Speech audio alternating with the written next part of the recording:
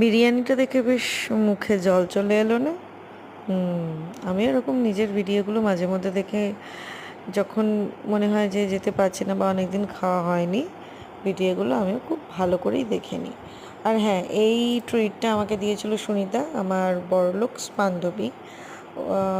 ওর মানে হাতে টাকা থাকলেই খরচা করার জন্য কান্দি কান্দি গা করে।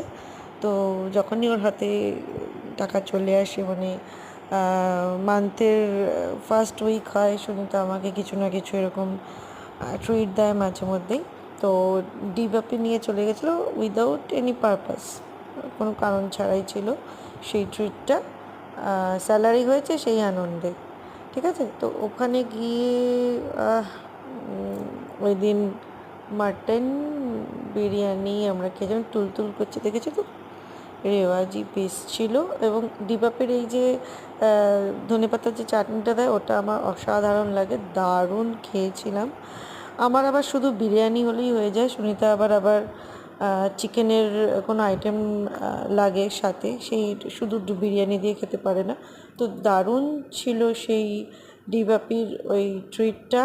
মাঝে মধ্যে ভাই আমাকে এরকম খাওয়াস, খুব খুশি হয়। আর এইখানে ওদের রান্নাটা হয়, সেটাও আমি একটু, সব জায়গাটা দেখা অভ্যাস